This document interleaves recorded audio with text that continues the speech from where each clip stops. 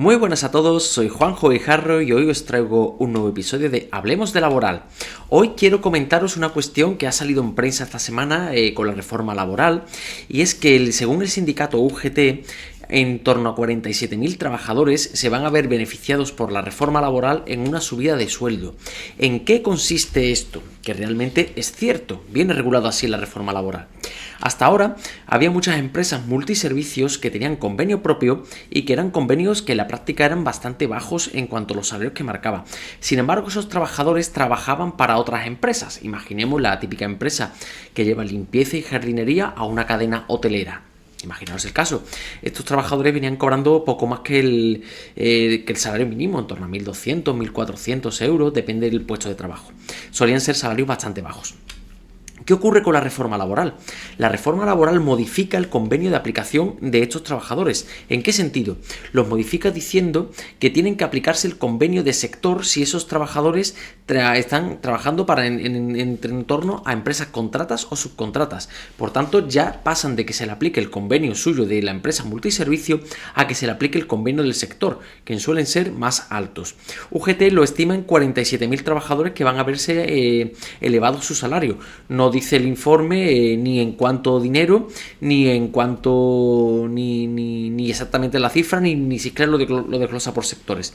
Pero sí es cierto que la reforma laboral, el Real Decreto 32/2021, que quiero ir desglosando en diversos capítulos a lo largo de las próximas semanas, sí incluye un cambio normativo que era una antigua reivindicación que el Tribunal Supremo desechó por tal y como estaba redactada la norma, que era que los trabajadores que de subcontrata que prestasen servicios para otra empresa, bajo el poder y dirección de otra empresa, se le aplicara el convenio de esa empresa que realmente estaban prestando servicios.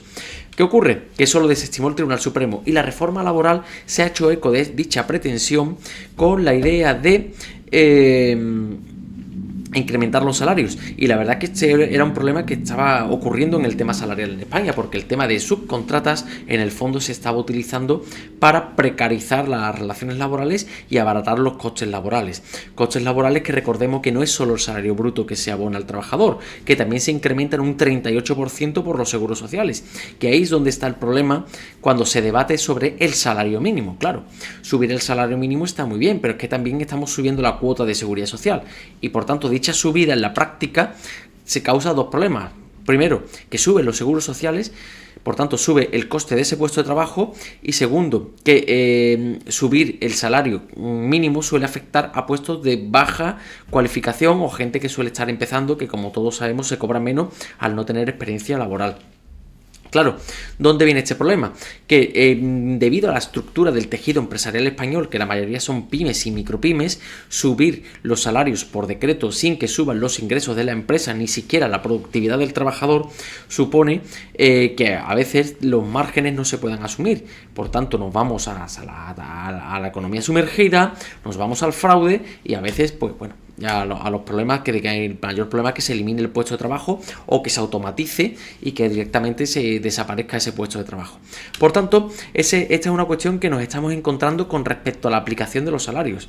Ahora mismo, sí es cierto que las subcontratas eran un nicho de problemas en cuanto a los bajos salarios, que en teoría va a quedar resuelto con esta cuestión de la reforma laboral, y las empresas pues lógicamente tendrán que revisar sus contratos al alza con las subcontratas, con las contratas y subcontratas, y obviamente esto se va a redundar en una subida de los precios de los servicios finales que se le aplica al ciudadano, porque obviamente nada es gratis, ni se va a aplicar al margen de beneficio de las empresas, y que bueno, y ya analizaremos la subida del salario mínimo cuando tengamos decreto del salario mínimo, a ver cómo queda y cuáles son los efectos que tiene. Así que os espero vuestros comentarios, me hacéis vuestras preguntas, me las mandáis, y os emplazo a los nuevos episodios de Hablemos de Laboral. Así que hasta pronto.